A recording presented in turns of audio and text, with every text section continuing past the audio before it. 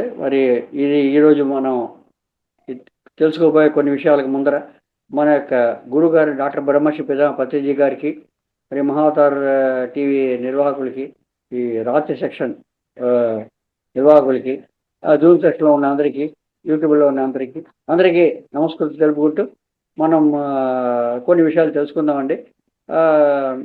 ఈ కాలఘట్టంలో చూసారంటే ప్రతి ఒక్కళ్ళు ఏదో ఒక ఆధ్యాత్మిక మార్గాన్ని పట్టుకోవాలి,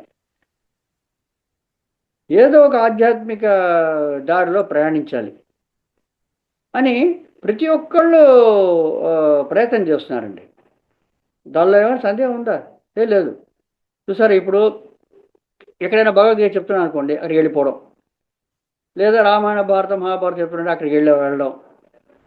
అలా కాకుండా ఇంకా టీవీలో చూసారంటే మార్నింగ్ పూట 5:30 నుంచి 7:30 దాకా బోల్డ్ ఆధ్యాత్మిక కార్యక్రమాలే. 24 గంటలు ఆధ్యాత్మిక కార్యక్రమాలు ఉండే ఛానల్స్ ఉన్నాయి. శ్రీ వెంకటేశ్వర భక్తి ఛానల్, భక్తి టీవీ, ఆస్థా టీవీ, ఇలా చాలా చాలా ఛానల్స్ ఉన్నాయి. మరి ఇన్ని ఛానల్స్ ఉన్నాయి, ఇంత కృషి జరుగుతోంది. మరి ప్రపంచం లోపల ఎన్నో భాషలు ఉన్నాయి. ఆయా భాషల్లో ఉండే ఆయా ఆధ్యాత్మిక గురువులు ఆయా వాళ్ళకి తెలిసిన భాషలో వాళ్ళ యొక్క అనుచరులకి, శిష్యులకి ఆధ్యాత్మిక ప్రవచనాలు చెప్తున్నారు కదా. ఇంత జరుగుతుంది కదా. ఇంత జరుగుతుందంటే, ఇంత జరుగుతుంటే మనకి ఏం కావాలి? ఆఖరికి మనకు కావాల్సిన ఏంటంటే నిజమైన మార్పు, ఆధ్యాత్మికలో ఎదగడానికి కావాల్సిన మార్పు. అది వస్తుందా అసలు? చూసారా, అసలు ఆ మార్పు వస్తుందా మనకి? మనమేమో ప్రవచనాలు వింటున్నాం, అని చేస్తున్నాం, బోల్డ్ కార్యక్రమాలకు వెళ్తున్నాం, వస్తున్నాం, అన్నీ అయిపోతుంది. అది విన్నంతసేపు బాగుందంటాం, చెప్పట్లు కొట్టేస్తాం, బయటకు వచ్చినంటే మళ్ళీ కుక్కతో ఒకలా బుద్ధి అయిపోతుంది కదా. సో నిజమైన మార్పు అసలు రావటం లేదు. ఎందుకు రావట్లేదండి? ఎవరి మీద తప్పు ఉంది? ఎక్కడో తప్పు జరుగుతుంది, లేకపోతే రావాలి కదా. ఇంత బ్రహ్మాండమైన ఆధ్యాత్మిక బోధనలు జరుగుతున్న ఈ కాలంలో మనం కూడా వెళ్తున్నప్పుడు మరి ఎందుకు మనలో మార్పు రావట్లేదు? ఎందుకు మన కుక్కతో వంకలా తయారైపోతున్నాము? ఎవరు తప్పు? మనం అంతా అనుకుంటాం, నా మీద తప్పండి, నేను సరిగ్గా వెంటలేదు. No no no no no మీ మీద తప్పు, మీ నా వెంటలే అంటే నేను ఒప్పుకోనండి. ఎందుకంటే మనం అందరూ కృషి చేస్తున్నాం, వెళ్తున్నాం, ఏ సమయం చిక్కితే ఆ సమయంలో వెళ్తున్నాం, వింటున్నాం, దాన్ని ఆస్వాదిస్తున్నాం, కానీ మార్పు రావట్లేదు. అంటే ఎక్కడ తప్పు జరుగుతుంది? తప్పు మనమే లేదు. మనమే తప్పు లేకపోతే ఎక్కడ ఉండదు తప్పు? జాగ్రత్తగా ఆలోచించారంటే దీన్ని చెప్పడానికి కొంచెం ధైర్యం కూడా కావాలి చెప్పడానికి. ఎక్కడ తప్పు జరుగుతుందంటే ఎవరికి మనం బోధ చేస్తున్నారో వాళ్ళ దగ్గర ఉంది తప్పు. మీరు ఆశ్చర్యపోతారు, అయ్యి ఇదేంటండి బాబు, ఆయన బోధ చేస్తుంటే ఆయన మీ తప్పు అంటారేంటి, నేను సరిగ్గా వింటలేదు. నో, మనం వింటున్నాం. ఇప్పుడు చూడండి, ఇప్పుడు రాత్రి 10 గంటల సమయంలో కూడా మనం జూమ్ సెషన్లో కూర్చుని వినడానికి కూర్చున్నామా కదా. మరి మన ప్రయత్నం ఎక్కడ లోపం ఉందండి? అలాగే ఎన్ని చోట్ల ఎన్ని సెక్షన్లు జరుగుతున్నాయండి రాత్రంగా పొగడనక? ఎంతమంది వెళ్తున్నారండి? సో తప్పు ఎవళ్ళమే ఉంది అంటే, తప్పు మనకి ఎవళ్ళైతే మనకి బోధ చేస్తున్నారో వాళ్ళమే ఉందండి. అదేమిటండి? అవును, కరెక్టే.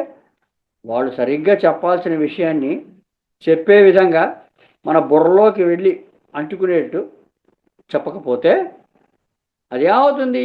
ఈ చెవిలోకి వచ్చి ఈ చెవిలోంచి వెళ్ళిపోతుంది, లేదా మ్యాక్సిమం ఈ చెవిలోంచి వచ్చి ఈ చెవిలోకి వెళ్ళిపోతుంది. మనకు మళ్ళీ మార్పు రావాలంటే ఎలా రావాలి? ఈ చెవిలోంచి మెదడులోకి ఎక్కాలి, అప్పటికైనా మార్పు రావాలి మనకి. కానీ వాళ్ళు చెప్పేదంటే ఏమవుతుంది? ఇక్కడి నుంచి ఇలా వెళ్ళిపోతుంది, లేదా ఈ చెవి నుంచి ఈ చెవిలో వెళ్తుంది. అంటే మన బుర్రలో వెళ్ళి అతుక్కునేట్టు మనకి చెప్పటం లేదండి వాళ్ళు. మన ప్రయత్నం లోపల లేదు, లోపం ఎక్కడుంది? చెప్పేవాళ్ళలో ఉందండి. అదేంటండి అలా అంటారు మీరు? దానిలో సందేహం లేదండి. అంతే, చెప్పేవాళ్ళ మీదే లోపం. సరిగా చెప్తే వెళ్ళిపోతాం కదా మనం, బ్రహ్మాండంగా మార్పు వస్తుంది కదా. మరి ఎందుకు చెప్పడం లేదండి? ఓ చిన్న కథ తెలుసుకుందామండి. ఒక అడవిలో ఒక పిల్లి, పులి ఉన్నాయి. పిల్లి గురువు గారు, పులి శిష్యుడు. మరి పిల్లి అన్ని గురువు గారు శిష్యుడు నేర్పిస్తుంది, పులికి నేర్పిస్తుంది. కొంతకాలం అయిన తర్వాత అన్ని విధులు నేర్పించేసాయన అని చెప్తుంది గురువు గారు చెప్తారు. ఎవరు? పిల్లి శిష్యుడికి, పులికి చెప్తుంది. నాన్న నీకు అన్ని విద్యలు నేర్పించేశాను, ఇంకా నేర్పించేస్తుంది ఏం లేదు, బ్రహ్మాండంగా ఉంది. శిష్యుడు పులి కూడా చాలా సంతోషం. ఓ బ్రహ్మాండంగా ఉంది అని చెప్పేసి. ఓకే, నడిచి వెళ్తున్నాయి పులిను పిల్లిను అడవిలో. ఓ రోజు వెళ్తుంటే మిట్ట మధ్యాహ్నం అయిపోయింది. బాగా పులికి ఆకలిస్తుంది. అది చుట్టుపక్కల చూసింది, ఎవరున్నారా ఏంటి సమాచారం అని చెప్పేసి.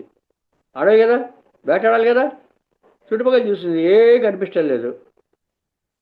పక్కన గురుగారిన పిల్లి ఉంది, ఆకలా దంచేస్తోంది. ఏం చేయాలి అని పులిగా డిసైడ్ చేశారు, ఈ పూటకి మనం ఈయన కానిచేద్దాం అని. కానీ మాస్టర్స్, ఎప్పుడైతే పులి అలాగా అనుకుందో వెంటనే పిల్లికి తెలిసిపోయింది. సరే, 84 లక్షల జీవరాశులు ఉన్నాయి. 83,99,999 జీవరాశులు, ఒక మనిషి తప్ప. అవన్నిటికీ ఎదుటిగుండా ఉండే జీవి ఏ ఏ తలస్తోంది, ఏ ఆలోచిస్తోంది తెలిసిపోతుంది. ఒక మనిషికి మాత్రం తెలియదండి. ఎందుకంటే అన్ని జీవులు మనిషి తప్ప ప్రకృతి పరంగా జీవిస్తున్నారు. ఒక మనిషే తన మనసుని బుద్ధిని ఉపయోగించి తన ఇష్టం వచ్చినట్టు చేస్తున్నాడు, ప్రకృతికి విరుద్ధంగా. అందువల్లనే అన్ని జీవుల కంటే ఉన్నతమైన దిశలో ఉన్నాడు మనిషి. అందువల్లనే తన ఇష్టం వచ్చినట్టు చేస్తున్నాడు. కాబట్టి తనకి ఆ శక్తి కోల్పోయాడండి. Okay, right. ఇప్పుడు పిల్లికి తెలిసిపోయింది, పుల్లి చంపడానికి వచ్చిందని, తినేస్తుందని చెప్పేసి. ఇంకా పరుగు అంతే, పరిగెడుతూ మొదలుపెట్టింది. పిల్లేమో చిన్నది సైజులో, పులేమో పెద్దది. పులి ఒక గంటకంటే పిల్లి 10 గంటలకి ఎంత వస్తుంది కదా. ఆయన కూడా ప్రాణభయం, చంపు తినేస్తుంది. ఇప్పుడు ఏం చేస్తాం, ఇంకా ఆకలి వస్తుంది. అక్కడ గురు శిష్యుల సంబంధం లేదు, అక్కడ ఆకలి అంతే, మృగం అంతే కదా. పరిగెడుతున్న ఆఖరికి ఏం చేయాలి తోచకుండా పిల్లి పరిగెత్తి ఆఖరికి అప్పుడు చెట్టు కూర్చుంది. కూర్చున్న వెంటనే పులి పరిగెత్తుకు వచ్చింది. చెట్టు అక్కడ తెలీదు, టక్కరి కింద ఉండిపోయింది. అప్పుడు గుర్తొచ్చింది శిష్యుడికి, పులికి, ఓ గురువుగారు, ఇదేంటి అన్ని విద్య నేర్పించారే, ఈ విద్య నేర్పించలేదేంటి, ఇది నాకు ఎక్కడం నాకు తెలీదా, దయచేసి నాకు చెప్పండి. గురువు గారైన పిల్లి చెప్పింది, నాయన ఈ ఒక్క విద్య చెప్పలే కాబట్టి నేను ప్రాణాలతో ఉన్నాను, లేకపోతే ఏ బండి కడుపులో ఉండేవాడిని. అయ్యో నేను చంపనండి, దయచేసి రండి, ఇది కూడా చెప్పించేసేయండి. చాలే నాయన, ఇంతవరకు చెప్పించాలు, టాటా బై బై, వెళ్ళిరా, థ్యాంక్ యూ అని చెప్పేసింది. ఎందుకు చెప్పారంటే మాస్టర్స్, ఈ కాలంలో ఉండే ఆధ్యాత్మిక గురువులు వాళ్ళందరూ కూడా చెప్పవలసిన విషయాన్ని మన యొక్క మనసుకి వెళ్ళి హత్తుకునేట్టు చెప్పరు. ఎందుకంటే మన యొక్క ధ్యానం మూలాన్ని, మన యొక్క ప్రాణాలతోటి, మన యొక్క మానాలతోటి వాళ్ళు జీవిస్తున్నారండి ఇప్పటి కాలపు ఆధ్యాత్మిక గురువులు. అందుకోసమే చెప్పాల్సిన విషయాన్ని సరిగా చెప్పేశామంటే ఎవరు వెళ్తారు వాళ్ళ దగ్గరికి? మరి వాళ్ళు ఎలా బతుకుతారు? వాళ్ళు బతికేదే మన యొక్క ధనమాన ప్రాణాలతోటి, చూసారా. అందువల్ల చెప్పాల్సిన విషయం చెప్పరు. కానీ వాడు కూడా మనసాక్షి ఉంది కదా, ఏ ఆధ్యాత్మిక ప్రవేశం చెప్పాలని, ఏం చెప్పాలని ఊరికే చెప్పరు కదా, డబ్బులు తీసుకుని చెప్తారు కదా. వాళ్ళకి 2 1 4 ఫేర్ ఇవ్వడం, భోజన ఖర్చులు, భోజనాలు ఏర్పాటు చేయడం, చెప్పినందుకు కొంత కానుకలు అప్పచెప్పడం, మొత్తమే డబ్బులు తీసుకోమని చెప్పరు. అంతే కదా. మరి వాళ్ళ బతుకుతున్నారు అది, అలాగే బతుకుతున్నారు వాళ్ళు. కానీ డబ్బులు తీసుకుంటున్నారు కాబట్టి చెప్పాల్సిన విషయం చెప్పకుండా దాటేశారనుకోండి, వాళ్ళ మనస్సాక్షికి విరోధంగా వాళ్ళు చెప్తున్నట్టు అవుతుంది కదా. అందువల్ల వాళ్ళు ఏం చెప్తారంటే, ఓ భగవద్గీత శ్లోకం చెప్తారు బ్రహ్మాండంగా. మనం ఆహా ఓహో చాలా బాగుంది చాలా బాగుంది చెప్పి మైమరిచిపోయి వినిస్తూ ఉంటాం. గబుక్కలు 4 మాటలు చెప్తారు మధ్యలో, మనం చప్పట్లు కొట్టేసి అలాగా మైమరిచిపోయి వింటుంటాం. వెంటనే ఇంకో శ్లోకం వెళ్ళిపోతారు. ఆ 4 మాటలు మన చెవిలో పడినా పడవు. వాళ్ళకి సంబంధించినంత వరకు నేను చెప్పేశాను, వాళ్ళు వినలేదు. చూసారా, ఇది ఎందుకంటే వాళ్ళు డబ్బులు తీసుకుంటున్నారు కదా, వాళ్ళ మనస్సాక్షి విరోధంగా వాళ్ళు ప్రవర్తించకూడదు కదా. అయిపోయింది, నా నా డ్యూటీ అయిపోయింది నాన్న, నువ్వు వెళ్ళలేదు, నేనేం చేస్తాను. చూసారా మాస్టర్, మనం జాగ్రత్తగా గమనించామంటే ఈ ప్రవచనాల్లో ఎక్కడో చోట మనకు ఒక మాట వినిపిస్తుందండి, 4 మాటలు. ఏమిటి అంటే, ఇవంతా ఏం లేదండి, సింపుల్గా మనం శ్వాస మీద ధ్యాస పెట్టి సాధన చేసామంటే మనకు అన్నీ లభిస్తాయండి అని చెప్పేసి మళ్ళీ ఒక శ్లోకం వెళ్ళిపోతాడు. కానీ ఆ మాటలు మన చెవిలో వినిపించలు ఉంటాయి. మనం చప్పట్లు కొట్టేసి ఓ బ్రహ్మాండంగా మర్చిపోయి ఉంటాం. అయిపోయింది సంగతి. వాళ్ళ సంబంధించిన వరకు అయిపోయింది. నేను చేశాను, నేను జస్టిఫై చేశాను, నేను తీసుకుని డబ్బులకి నేను పని చేశాను, వాళ్ళు వెళ్ళలేదు, నన్ను ఏం చేయమంటారు అంటే వెళ్ళిపోతారు. అంతే, అయిపోయింది. చూసారా మాస్టర్స్. సో అందువల్లే మనకి మార్పు పట్టలేదు. అప్పుడు ఏం చేయాలి మనం ఎలాంటి గురువుని పట్టుకోవాలి, మనం ఏ ఆధ్యాత్మిక గురువు పట్టుకోవాలి మన ఆత్మపరంగా ఎదగాలంటే? అంటే మాస్టర్స్, ఒక ఆధ్యాత్మిక గురువుకు ఉండవలసిన లక్షణాలు ఏమిటి అని తెలుసుకోవాలి మొట్టమొదట. ఓకే, మొట్టమొదటి లక్షణము, ఆధ్యాత్మికాన్ని మనకి బోధించడానికి ఒక్క పైసా తీసుకోకూడదండి. డబ్బులు తీసుకున్నారా, ఇగో ఇలాగే జరుగుతుంది, మనమే బతకాలి, వాళ్ళు అందుకో చెప్పరు, అయిపోయింది. వాళ్ళ సంబంధించిన వరకు చెప్పేసా అంటారు, మన చెవిలో కూడా లోపలికి వెళ్ళవు మాటలు. కానీ ఏం ప్రయోజనం? ఆధ్యాత్మికల్లో డబ్బులు తీసుకున్నారా, అది వ్యాపారం అయిపోతుంది. చూసారా. అందువల్ల ఆధ్యాత్మిక గురువు యొక్క మొట్టమొదటి లక్షణం, ఒక్క పైసా తీసుకోకూడదు. రెండో లక్షణం, నాకు ఎప్పుడు కావాలో అప్పుడు చెప్పాలి. రాత్రి 12 గంటలకు వచ్చి నేను ఆధ్యాత్మికంగా నేను ఎదగాలనుకుంటున్నాను, ఏదో సాధన చేయాలనుకుంటున్నాను, గురువుగారు నాకు మార్గదర్శకం చేయండి. రాత్రి 12 గంటలకు ఎందుకు వస్తున్నావు, గెట్ అనకూడదు, చెప్పాలి. ఎప్పుడు కావాలో అప్పుడు నాకు చెప్పగలగాలి, ఆధ్యాత్మిక బోధ. మూడో లక్షణం, ఆ చెప్పే గురువు గారికి విశ్వం యొక్క జ్ఞానం ఉండాలి. విశ్వం అంటే ఏమిటి? విశ్వం అంటే ప్రపంచం కాదండి, మన భూమికి సంబంధించిన గ్రహాలు, సూర్యుడు, చంద్రుడు, ఇవన్నీ కలిపి మన భూలోకం. ఇలాంటి లోకాలు 1 లక్షల కొద్ది ఉన్నాయి. అన్ని లోకాలు కలిపి అంటే దాన్ని విశ్వం అంటాం. సో విశ్వంలో ఏ విషయాన్ని అడిగినా కూడా ఆ గురువు గారికి తెలియాలి, చెప్పాలి మనకి. లేకపోతే ఏం ప్రయోజనం అండి? వాళ్ళకి తెలియపోతే మనం వెళ్ళి ఏం ప్రయోజనం? 4వ లక్షణం, గుణం ఏమిటంటే, నా యొక్క మాతృభాషలో నాకు బోధ జరగాలండి. చూసారా, నా యొక్క మాతృభాషలో నాకు బోధన జరగాలి. అప్పుడే కదా నాకు పూర్తిగా అర్థమవుతుంది. లేకపోతే ఏం ప్రయోజనం? సో ఈ 4 లక్షణాలు. మొట్టమొదటి లక్షణం, ఒక పైసా తీసుకోకూడదు. రెండో లక్షణం, నాకు ఎప్పుడు కావాలంటే అప్పుడు చెప్పాలి. మూడో లక్షణం, విశ్వం యొక్క జ్ఞానం ఉండాలి ఆ గురువుకి. 4వ లక్షణం, నా యొక్క మాతృభాషలో నాకు బోధ జరగాలి. ఈ 4 లక్షణాలు ఉంటేనే అలాంటి గురువు మనకి ఆధ్యాత్మిక గురువుగా మనం ఎంచుకున్నామంటే మనకి మన పర్పస్ సాల్వ్ అయిపోయింది. అలా లేదా, ఈ 4ట్లో ఏ ఒక్కటి రాపోయినా కూడా, ఏ ఒక్కటి సరిగా లేకపోయినా కూడా మన పర్పస్, మన ఆధ్యాత్మిక గురువుని మన వెతుక్కోలేదు. ఇక్కడ టైం వేస్ట్ అయిపోతుంది. అంతే, టైం వేస్ట్ అవుతుంటే ఇక్కడ ఏమనుకున్నారు, రోజులు నెలలు సంవత్సరాలు కాలంలో టైం వేస్ట్ అంటే ఒక జన్మ అండి. ఈ జన్మ వేస్ట్ అయిపోతుంది, చూస్తారా. అందువల్ల ఎటువంటి గురువును మనం ఎంచుకోవాలి, ఈ ప్రపంచంలో ఎవరి దగ్గరికి వెళ్ళాలి, ఎక్కడికి వెళ్ళాలి, చూడండి 4 ఉండాలి. నా మాతృభాషే చెప్పాలి. నా మాతృభాష అయినప్పటికీ నేను ఏ ఊళ్ళో ఉన్నా ఆ ఊళ్ళోనే ఉండాల్సి వస్తుంది, చూసారా. ఆ ఊళ్ళో ఆ గురువు ఉన్నాడా తెలియదు. డబ్బులు తీసుకోకుండా చెప్పాలి. ఓకే, డబ్బులు తీసుకోకుండా చెప్పగలిగినా కూడా ఎప్పుడు పడితే అప్పుడు చెప్పగలడా, కష్టం.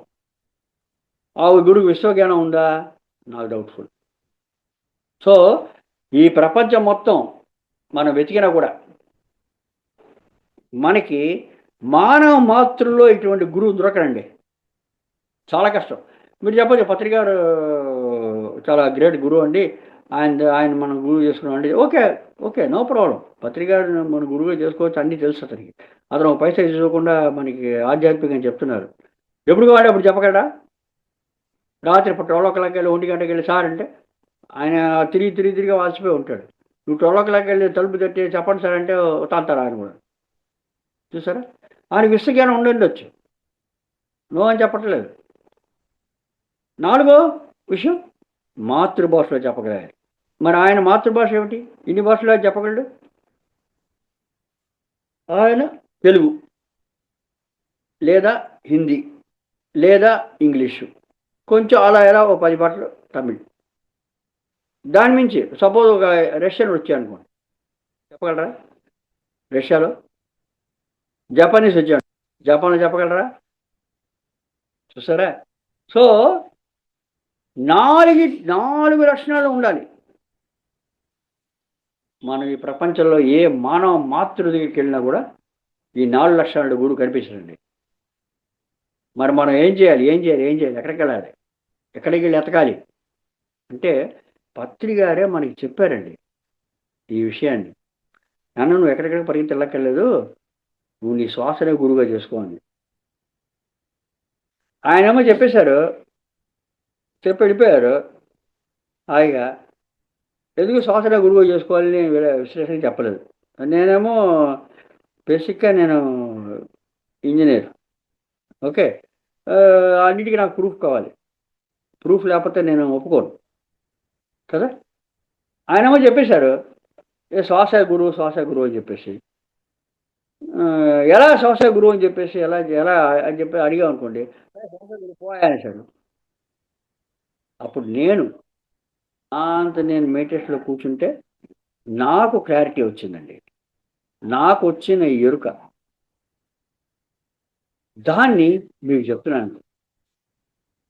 శ్వాసే గురువు అని గురువుగారు చెప్పారు, దానికి ఇంకా తిరుగులేదు. కానీ ఎలాగ శ్వాస గురువు అవుతుంది అనే విషయం నాకు ధ్యానంలో వచ్చిన ఈ అనుభవాన్ని మీతో పంచుకుంటున్నానండి. ఈ 4 లక్షణాలు నాకు ధ్యానంలో వచ్చినవే. డబ్బులు తీసుకోకుండా ఉండాలి, ఎప్పుడు కావాలంటే అప్పుడు చెప్పగలగాలి, విశ్వజ్ఞానం ఉండాలి, దాని తర్వాత మాతృభాషలో చెప్పాలి. ఎలాగా అని మనం తెలుసుకుందామంటే శ్వాసను గురువుగా తీసుకుంటే. సో మొట్టమొదటి లక్షణం ఏంటి, డబ్బులు తీసుకోకూడదు.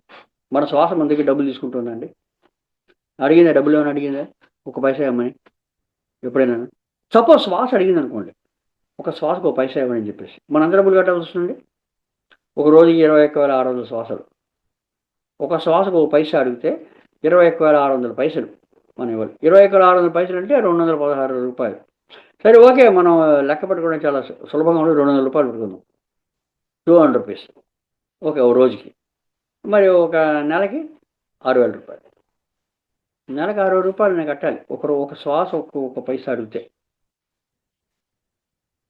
సపోజ్ మన మావిడికి ఎవరు కడతారు, ఇంకో 6,000 రూపాయలు. మా అమ్మ నాన్నకి చేరు 6,000 రూపాయలు. నలుగురు అయ్యాయి, 4,600. 2 పిల్లలు ఉన్నారు, వాళ్ళకి ఎవరు కడతారు, వాళ్ళకి 6,000 రూపాయలు, చేరు 6,000. సో మొత్తం 6 మంది అయ్యారు. నేను మా ఆవిడ, మా అమ్మ, మా అమ్మ నాన్న, మా 2 పిల్లలు. 6గురికి నెలకి 6,000 రూపాయలు చొప్పున 6 × 6 36,000 కట్టాలి. ఏమిటి 1 పైసా అడిగితే, ఒక శ్వాసకు 1 పైసా అడిగితే నెలకి 6,000 రూపాయలు చొప్పున 36,000 రూపాయలు మనం కట్టాల్సి వస్తుంది. అరే ఎంత సంపాదించాలి మనం? మన సంపాదించాలంటే 36,000 రూపాయలు మన దీకపోతే ఇంకా మనకి ఎంత మిగులుతుంది చూసారా? సో ప్రాక్టికల్గా మన శ్వాస మన ఒక పైసా డబ్బు అవుతుంది. ఫ్రీ. పుట్టినప్పటి నుంచి చిట్ట చివరి క్షణం దాకా ఫ్రీ. ఎన్నైనా తీసుకో, ఎంతైనా తీసుకో, ఎంతసేపైనా తీసుకో, నీ ఇష్టం, ఫ్రీ. చూసారా? మన శ్వాస మన ఒక పైసా అడగట్లేదు. అడిగితే అవుతుంది చెప్పాను. మన సంపాదనలో సగం పైన అడిగే పెట్టాల్సి వస్తుంది. అందువల్ల మొట్టమొదటి లక్షణం ఒక పైసా తీసుకోకూడదు. ఆధ్యాత్మిక గురువు శ్వాసని గురువుగా ఎంచుకుంటున్నాడు కాబట్టి మొట్టమొదటి గుణం టిక్ చేద్దాం. ఓకే చెప్పేసేయచ్చు. రైట్. ఇంకా రెండో గుణం ఏంటి? రెండో లక్షణం ఎప్పుడు కావాలో అప్పుడు నాకు ఆధ్యాత్మిక జ్ఞానం చెప్పాలని ఆ గురువు రెడీగా ఉండాలి. ఎస్, మీరు పుట్టినప్పటి నుంచి చెట్టు శిక్షణంతగా శ్వాస మీతోటే ఉంది కదా, ఆ గురువుగారితో ఉండండి. రాత్రి 12 o'clock 1 గంటకి తెల్లగంట లేచి నేను సాధన చేయాలి, ఆధ్యాత్మికంగా తెలుసుకోవాలంటే ఓకే, గురువుగారితో ఉండు, శ్వాసతో కూడా కూర్చో. ఎవడుతున్నాడు చూసారా? సో ఎప్పుడు కావాలంటే అప్పుడు నా ఆధ్యాత్మిక గురువు నాతో ఉంటాడు చెప్పడానికి. మనం వింటున్నాం లేదా అది వేరే సంగతి. ఆయన రెడీగా ఉంటాడు చెప్పడానికి. మనం వింటలేదు, అది వేరే సంగతి. Okay right. రెండో లక్షణం టిక్ చేయొచ్చు. నాకు ఎప్పుడు కావాలో అప్పుడు చెప్పడానికి నా గురువు రెడీగా ఉంటాడు. రైట్. ఇంకా మూడో లక్షణం ఏంటి? మూడో లక్షణం ఆ ఆధ్యాత్మిక గురువుకి విశ్వం యొక్క జ్ఞానం ఉండాలి. 2 లక్షణాలు ఓకే అన్నాం శ్వాసని గురువుగా తీసుకున్న మననే. ఇంకా మూడో లక్షణం విశ్వజ్ఞానం. అది ఎలా లభిస్తుందండి? అది ఎలా ప్రూవ్ చేస్తాం మనం? దాన్ని ఎలా నిరూపిస్తాం? విశ్వ యొక్క జ్ఞానం ఉందని శ్వాసకి అదే మనం తెలుసుకోవాల్సిందండి. ఈ క్లారిఫికేషనే నాకు వచ్చిందనమాట. దాన్ని మీతో పంచుకోవడానికి నేను ఉపక్రమిస్తున్నాను. Okay right. ఇందాక విశ్వం అంటే ఏమనుకున్నాం? విశ్వం అంటే ఏంటండి? ప్రపంచం కాదు, మనలాంటి భూలోక ప్రపంచాలు కొన్ని లక్షలు ఉన్నాయి. అవన్నీ కలిపితే విశ్వం ఉన్నాం. చూసారా? సో ఆ విశ్వం లోపల ఎక్కడ దేని గురించి ఏం అడిగినా కూడా చెప్పడానికి రెడీగా ఉండాలి శ్వాస అనే గురువుకి కదా. రైట్. విశ్వం అంటున్నాం కదా. దేని గురించి మనం అడుగుతాం? ఏదో వస్తువు గురించో లేదా ఏదో ఒక జీవి గురించో దేని గురించో మనం అడుగుతాం. అంటే దానికి ఆకారం కావాలి, ఒక కలర్ కావాలి, ఓ వెయిట్ కావాలి, ఓ హైట్ కావాలి, అన్నీ ఉండాలి. దేని గురించి మనం తెలుసుకోవాలని కూడా అది తెలుసుకునే విషయం. సో ఈ సృష్టి లోపల ఏ వస్తువుని కానీ ఏ జీవిని కానీ దాని గురించి మనం తెలుసుకోవాలంటే వాటి గురించి జ్ఞానం మనకు తెలియాలండి. అంతే. విశ్వంలో సూర్యుడి మీద ఎలా ఉంది ఇప్పుడు అని తెలుసుకోవాలంటే సూర్యుడి గురించి జ్ఞానం కావాలి. చంద్రుడి మీద ఎలా ఉంది ఆ జ్ఞానం కావాలి. అమెరికాలో ఎలా ఉంది ఆ జ్ఞానం కావాలి. శుక్రుడి మీద ఎలా ఉంది ఆ జ్ఞానం కావాలి. యురేనస్ నెప్ట్యూన్ ధ్రువ నక్షత్రాలలో ఎలా ఉంది ఆ జ్ఞానం కావాలి. చూసారా? సో వాటి జ్ఞానం మనకి ఎలా లభిస్తుంది? ఈ శ్వాసని గురువుగా తీసుకుంటే. అంటే మాస్టర్స్, సృష్టి లోపల ఏం జరిగినా కూడా దేంతో జరుగుతాయండి? సృష్టి లోపల మొత్తం సృష్టి అంతా మూల పదార్థాలతోటి చేయబడింది. ఏమిటా మూల పదార్థాలు? అవే పంచభూతాలు. చూసారా? ఈ సృష్టి లోపల మీరు ఎక్కడికి వెళ్ళినా ఏం చేసినా ఏమైనా కూడా దేంతో తయారు చేయబడి ఉంటాయి? వస్తువు కానీ జీవం కానీ ఏదైనా సరే, చర అచర వస్తువులు జీవులు అన్నీ కూడా దేంతో తయారు చేయబడి ఉంటాయి? అన్నీ కూడా పంచభూతాలతో తయారు చేయబడ్డవే. పంచభూతాలు ఏంటండి? పంచభూతాలు మనకు తెలిసినవే. భూమి, నీరు, నిప్పు, గాలి, ఆకాశం. మీకు తెలిసినవి కదా. మరి పంచభూతాల గురించి మనం తెలుసుకున్నాం అనుకోండి, విశ్వలోపల దేని గురించి మనం తెలుసుకోవచ్చండి, అంతే కదా. ఇప్పుడు చంద్రుడి మీదకి వెళ్ళాలనుకోండి, చంద్రుడి గురించి తెలుసుకోవాలి. చంద్రుడి మీద ఏముంటుందండి? చంద్రుడి మీద భూమిలా అంత గాలి ఉండదు. కాకపోతే గాలి పరిమాణంలో ఆక్సిజన్ తక్కువ ఉంటుంది, కానీ గాలి ఉంటుంది కదా. చల్లదనం ఎక్కువ ఉంటుంది, బాగా చల్లగా ఉంటుంది. అంటే ఉష్ణోగ్రత చల్లగా ఉంటుంది, ఉష్ణది చల్లగా ఉంటుంది. చంద్రుడి మీద భూమి తత్వం ఉంది, చంద్రుడి మీద నీటి తత్వం ఉంది, చూసారా. చంద్రుడి మీద ఆకాశంతో ఉంది. సో చంద్రుడి గురించి మనం తెలుసుకోవాలంటే చంద్రుడి యొక్క పంచభూతత్వాలు తెలుసుకోవాలి. అదేవిధంగా సూర్యుడి గురించి తెలుసుకోవాలనుకోండి, సూర్యుడి యొక్క పంచభూతత్వాలు తెలుసుకోవాలి. ఎందుకంటే అన్ని పంచభూతాలతో చేసినవే, వాటి నిష్పత్తులు వేరువేరుగా ఉంటాయి, అంతే. ఇప్పుడు మన శరీరం తీసుకున్నాం అనుకోండి, మన శరీరం తీసుకున్నామంటే మన శరీరం లోపల అది కూడా పంచభూతాలతో చేసిందే కదా కదా.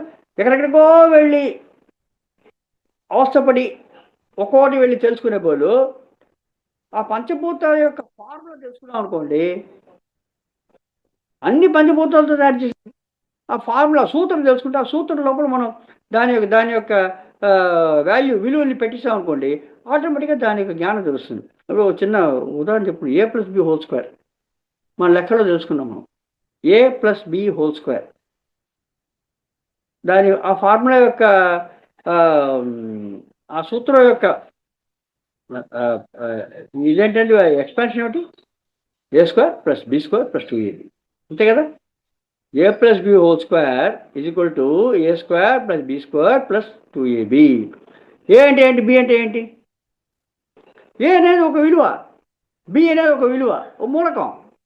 ఏ అనేది ఒక మూలకం, బి అనేది ఒక మూలకం, సింపుల్గా ఒక విలువ. సో ఏ విలువ మనం ఇచ్చినా కూడా ఏకి, ఏ విలువ మనం ఇచ్చినా బికి, A+B² యొక్క వాల్యూ మనకు తెలిసిపోతూ ఉంటుంది. ఇక్కడ మనం ఏ అండ్ బి యొక్క వాల్యూస్ చెబుతున్నాయి, కానీ సూత్రం మాత్రం సేమే. అదేవిధంగా పంచభూతాలు యొక్క సూత్రాన్ని మనం తెలుసుకున్నామంటే ఎక్కడికి వెళ్ళినా కూడా, విశ్వంలో ఎక్కడికి వెళ్ళినా కూడా, ఏ వస్తువు గురించి తెలుసుకోవాలనుకున్నా, దేని గురించి తెలుసుకోవాలని కూడా ఆ వాల్యూస్ వేరువేరుగా ఉంటాయి తప్ప సూత్రం ఒకటే.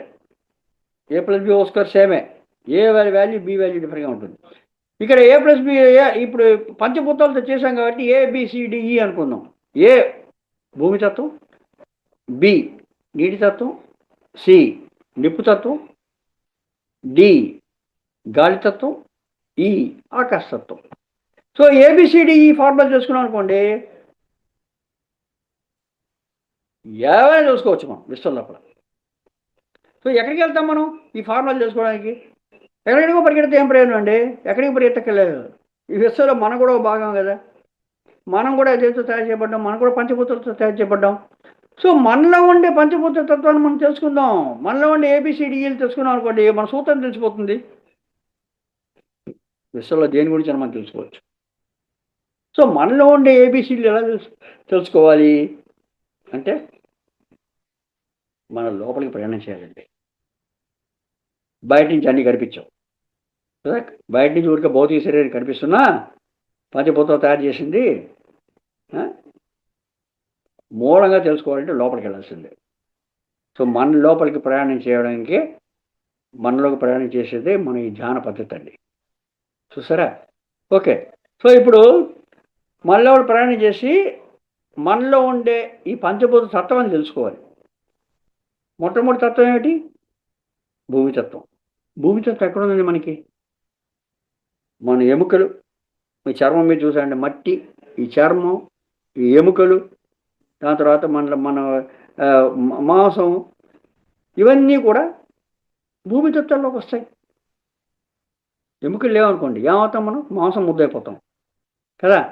మాంసం లేవనుకోండి ఎముకలు గూడైపోతాం, చూసారా. సో ఇవన్నీ భూమితత్వానికి. చర్మం ఇలా అన్నాం అనుకోండి, మట్టి వచ్చేస్తుంది. మట్టి భూమితత్వం, చూసారా. ఓకే, సో ఇది భూమితత్వం మనలో ఉంది. అంటే మన గురించి మనం తెలుసుకుంటున్నాం అండి మాస్టర్స్, రైట్. దాంట్లో నీటితత్వం. నీటితత్వం అంటే ఏంటండి? చాలా జలం. నీరు, కన్నీరు నీరు, రక్తం నీరు, మూత్రం నీరు. చూసారా? చీవిడి నీరే, చెమట నీరు. ఈ విధంగా మాస్టర్స్ మనలో 70% నీరు, మిగతా ఉండే 30%లో మిగతా 4 భూతాలు ఉన్నాయి. నిష్పత్తులు వేరువేరుగా ఉంటాయి, కానీ 70% నీరు. ప్రత్యేక మనిషిలో 70% బరువు నీరే ఉంటుంది. మిగతా 4 భూతాలు వేరువేరుగా ఉంటాయి నిష్పత్తులు. ఏబిసిడిఈలు ఫార్ములా చేసుకుంటున్నాము. సో నీటి తత్వం. దాని తర్వాత మూడోది ఉష్ణతత్వం. ఎక్కడుంది మన లోపల ఉష్ణతత్వం? ఎక్కడ ఆరంభిస్తుంది? జఠరాగ్ని. చూసారా? కడుపులో ఎలుగులు పరిగెడుతున్నా అంటాం. జఠరాగ్ని అక్కడి నుంచి ఆరంభిస్తుంది. మనం తీసుకున్న ఆహారం, మన గాల్లో తీసుకున్న ఆక్సిజన్ ద్వారా లోపల ఇంకొక స్టవ్ వెలిగించి దానిలో మళ్ళీ కుక్ చేస్తున్నాము. తీసుకున్న ఆహారం డైరెక్ట్గా రక్తంగా మారిపోతుందా? లేదే. మళ్ళా లోపల వంట చేస్తున్నాం మనం. జీర్ణాశయం, వంటిల్లు, దాని లోపల మనం మళ్ళా స్టవ్ వెలిగించి జీర్ణాశయం పాత్ర లోపల సామగ్రులన్నీ వేసి దాని లోపల రసాయనాలన్నీ ఊడిన తర్వాత అదే దానికి కావాల్సిన ఉప్పు చింతపండు అన్నీ వేసి, పచ్చమిరపకాయలు అన్నీ, ఎండుమిరపకాయలు అన్నీ వేసి, చూసారా? రసాయనాలు ఫుల్గా అవన్నీ వేసి మళ్ళా ఫుల్గా జీర్ణమైన తర్వాత, జీర్ణమై కరెక్ట్గా చిన్న ప్రేగు దగ్గరికి వచ్చేప్పటికి చిన్న ప్రేగు ఇటువైపేమో జీర్ణమైన ఆహారము, అటువైపు గోడ వైపు రక్తం అయిపోయింది. మాస్టర్స్ ఇంతవరకు ఎవరు కనిపెట్టలేకపోయారు ఎలా ఆహారం రక్తంగా మారుతుంది. చూసారా? చిన్న గోడకి ఇటువైపు జీర్ణమైన ఆహారం, చిన్న ప్రేగు గోడకి అటువైపు రక్తం అయిపోయింది. రక్తం శరీరం మొత్తం ప్రవేశిస్తుంది. అది వేరే సంగతి. సో ఈ విధంగా కడుపు లోపల జీర్ణమైన ఆహారం మన శరీరం మొత్తం రక్త రూపంలో ప్రవహిస్తుంది. మన శరీరం మొత్తం ఆ రక్త రూపంలో ప్రవహిస్తున్నప్పుడు ఆ జీర్ణమైన ఆహారంలో ఉండే ఆ టెంపరేచర్, ఆ వేడి, ఆ ఉష్ణతత్వం శరీరం మొత్తం రక్తం మూలంగా వెళ్తుంది. మాస్టర్స్ పంచభూతత్వాలు ఎప్పుడు కలిసే ఉంటాయండి, విడివిడిగా ఉండవు. ఇది గుర్తుపెట్టుకోవాలి మనం. పంచభూతత్వాలు అన్నీ కలిసే ఉంటాయి, విడివిడిగా ఉండనే ఉండవు. పంచభూతత్వాల్లో ఏ ఒక తత్వం కానీ మన శరీరంలో వెళ్ళలేదా ఆటోమేటిక్గా ఆ భాగం చచ్చిపడిపోతుంది. ఇప్పుడు కుష్ఠరోగులు చూసిన కుష్ఠరోగులు వాళ్ళకి వేళ్ళంతా ఇలా చీవు రక్తం కాదు అలా వేరైపోతుంటాయి, వేళ్ళని కట్టిపోయి ఉంటాయి. ఏం జరుగుతుంది అక్కడ? వాళ్ళకి పంచభూత తత్వాలు ఆ వేళ్ల లోపలికి రక్తం మూలంగా తీసుకెళ్ళబడలేదు, అందుకోసం వేళ్ళని పడిపోతున్నాయి. చూసారా? సో పంచభూతత్వాలన్నీ కలిసే ఉంటాయి, విడివిడిగా ఉండవు. ఒకే ఫుల్గా శరీరం మొత్తం వ్యాపించి ఉంటాయి, కలిసే ఉంటాయి. నిష్పత్తులు వేరువేరుగా ఉండొచ్చు, కలిసే ఉంటాయి. ఆ విధంగా ఉష్ణతత్వం జఠరాగ్ని నుంచి ఆరంభించి శరీరం మొత్తం ప్రవహిస్తూ ఉంటుంది. చూసారా? అందుకోసమే శరీరం మొత్తంలో మనకి ఉష్ణోగ్రత, మన ఉష్ణోగ్రత ఏంటండి? 98.4 degrees Fahrenheit. చూసారా? శరీరం మొత్తం ఉంటుంది ఆ ఉష్ణోగ్రత. ఎవరైనా బతికారా తెచ్చారా అంటే వెంటనే ఇక్కడ పెట్టి చూస్తాం, లేదా ఇక్కడ పెట్టి చూస్తాం కదా. ఇది ఇక్కడ పెడతాం శరీరం మొత్తం ఉంటుంది చెప్పారు కదా అంటే ఇక్కడ ఈ తోలు మందం తక్కువ అండి, పలచగా ఉంటుంది. అందువల్ల ఈ ఉష్ణాన్ని మనం తొందరగా గ్రహించవచ్చు. చూస్తారా? తొడ దగ్గర చేతికి ఇలా పట్టుకోవచ్చు కదా, పట్టుకుని ఇక్కడ తోలు మందం ఎక్కువ దళసరిగా ఉంటుంది. అందువల్ల మన ఉష్ణోగ్రతని మనం అనుభవించలేము. చూసారా? అందువల్ల ఈ మెడ కింద తోలు కొంచెం తక్కువ ఉంటుంది. అంటే దీనికంటే తక్కువగా ఉండే తోలు ఇక్కడ చర్మం నుడిది మీద ఇక్కడ పెట్టి చూస్తాం సార్ జ్వరం ఉండాలి, టెంపరేచర్ ఎక్కువైందా తక్కువైపోయిందా అని. చూసారా, శరీరం మొత్తం ఉంటుంది కానీ ఇక్కడ మొత్తం మనం ఈజీగా మనం దాన్ని అనుభవంలోకి తెచ్చుకోవాలి. తత్వం శరీరం మొత్తం వ్యాపించి ఉంటుంది. భూమి తత్వం కూడా అలా వ్యాపించి ఉంటుంది. దాని తర్వాత నీటి తత్వం కూడా వ్యాపించింది, చెప్పగల రక్తం మూలంగా తీసుకెళ్తుంది. ఉష్ణతత్వం కూడా అలా వ్యాపించి ఉంటుంది. ఇంకా దాని తర్వాత నెక్స్ట్ ఏమిటి, నాలుగవది గాలితత్వం, వాయుతత్వం. అది ఎక్కడ ఉందండి? అది మనం పీల్చుకునే గాలి అంటాం మనం కదా, లోపలికి పీల్చుకునే గాలి. ఆ లోపలికి పీల్చుకునే గాలి ఊపిరితిత్తులోకి వెళ్ళి దానిలో ఉండే ఆక్సిజన్ మన రక్తంలోకి వచ్చి ఆ రక్తంలో ఉండే కలుషిత రక్తంలో ఉండే కార్బన్ డైఆక్సైడ్ మన ఊపిరి బయటకు వదిలిపెట్టి వెళ్ళిపోతుంది. ఇంతే కదా గాలితత్వం. ఇదిగా జరుగుతుంది. మాస్టర్స్ మనకి దెబ్బ తగిలిందనుకోండి, చిన్న దెబ్బ తగిలిందనుకోండి చేతి మీద, రక్తం వస్తూ ఉంటుంది. ఏమవుతుంది కొంతసేపు అయిన తర్వాత? టక్కన గడిగడిపోతుంది రక్తం. అంటే గాలి తగిలితే రక్తం గడిగడిపోతుంది. మరి అలాంటప్పుడు మనం పీల్చిన గాలి రక్తం లోపలికి ఎలా వెళ్తుందండి గడగడకుండా? మాస్టర్స్ ఇక్కడే మనం కొంచెం తెలుసుకోవాల్సిన విషయం ఉంది. ఎలా వెళ్తుంది అంటే, మనందరికీ బ్లడ్ టెస్ట్ చేస్తుంటాం ఎప్పుడో ఒకప్పుడు, ముఖ్యంగా గర్భిణీ స్త్రీలకి బ్లడ్ టెస్ట్ చేస్తారు. ఏం చేయాలి? బాగా నీరసంగా ఉందండి, అవసరంగా ఉందండి, ఒక బ్లడ్ టెస్ట్ చేయి. బ్లడ్ టెస్ట్ చేస్తే ఏమైంది, దానిలో ఏం తెలుస్తుంది? ఏదో తక్కువ ఉందని చెప్తారు. ఏం తక్కువ ఉందని చెప్తారు కదా? హిమోగ్లోబిన్ తక్కువ ఉంది అని చెప్తారు. సో హిమోగ్లోబిన్ తక్కువ ఉందంటే నీరసంగా ఉందండి అంటారు. మాస్టర్స్ ఆ హిమోగ్లోబిన్ ఎలా ఉంటుంది? రక్తాన్ని ఇప్పుడు పట్టుకు చూసారా? ఇలా రక్తాన్ని పట్టుకు చూసారనుకోండి, జిగట జిగటగా ఉంటుంది. ఇలా పట్టుకుంటే అంటుకుంటాయి రెండు వేళ్ళు, వదిలితే ఊడిపోతాయి. పట్టుకుంటే అంటుకుంటాయి, వదిలితే ఊడిపోతాయి. చూసారా? సో జిగట జిగటగా ఉండే పదార్థం రక్తంలో ఉంది, అదే హిమోగ్లోబిన్. ఇప్పుడు ఏమవుతాయంటే మనం తీసుకున్న గాలిలో ఉండే ఈ ఆక్సిజన్ అణువులు ఈ హిమోగ్లోబిన్ అణువుల మీద కూర్చుని రక్తంలో ప్రవేశిస్తాయండి. ఈ హిమోగ్లోబిన్ మూలన అంటేట్ ఉంటుంది. సో ఈ ఆక్సిజన్ కూడా ఆ హిమోగ్లోబిన్ అణువు మీద కూర్చుని రక్తంలో ప్రవేశిస్తుంటుంది. లోపల తీసుకున్న గాలిలో ఉండే ఆక్సిజన్ ధమనుల ద్వారా, శిరల ద్వారా వచ్చి గుండెలోంచి పంప్ చేస్తే ఊపిరితిత్తులోకి వచ్చి దానిలో ఉండే కార్బన్ డైఆక్సైడ్ని ఆ ఊపిరితిత్తులకు అందించి అవి శుద్ధీకరించబడి ధమనుల ద్వారా మంచి రక్తం శరీరం మొత్తం వెళ్తుంది. అంతే కదా? మంచి రక్తాన్ని ధమనులు, చెడు రక్తాన్ని శిరలు తీసుకెళ్తాయి.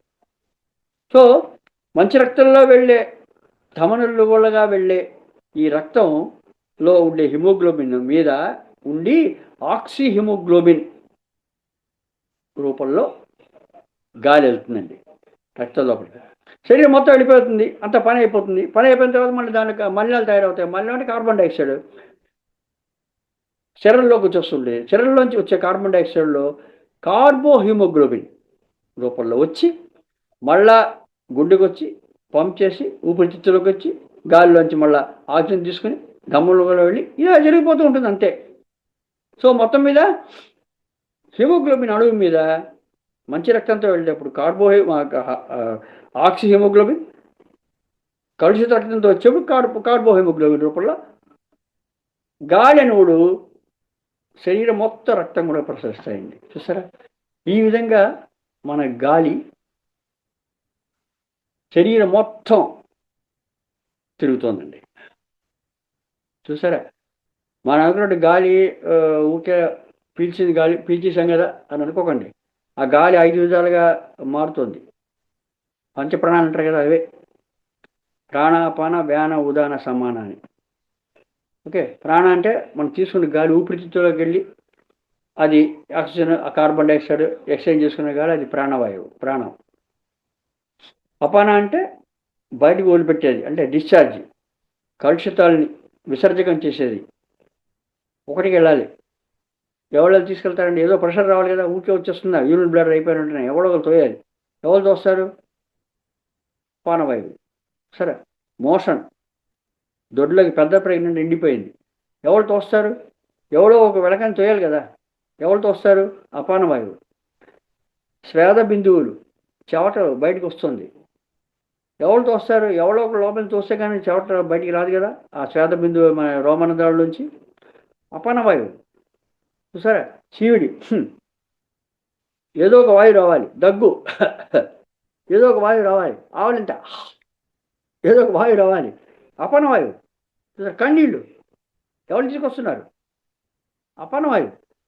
చూసారా? ప్రాణవాయువు, ఆక్సిజన్ కార్బన్ డైఆక్సైడ్ ఎక్స్చేంజ్ కోసం ఊపిరితిత్తుల్లో. అపానవాయువు ఈ ఇలా విసర్జక క్రియ కోసం ప్రాణ అపాన. వ్యానవాయువు శరీరం మొత్తం వ్యాపించి ఉంటుంది ఫుల్గా. శరీరం మొత్తం రక్తం కూడా ప్రసరించాలి కదా, ఎవరు తీసుకెళ్తారు రక్తాన్ని ప్రసరించడానికి? ఏదో ఒక ఫోర్స్ రావాలి కదా. గుండెమో పంప్ చేస్తుంది, కానీ పంప్ చేస్తుందని ఎవరు తీసుకెళ్తారు? గొట్టాల నుంచి ఏదో ఒక నడుతూ వెళ్ళాలి కదా, ఆ ప్రెషర్ ఎక్కడి నుంచి వస్తుంది? చూసారా?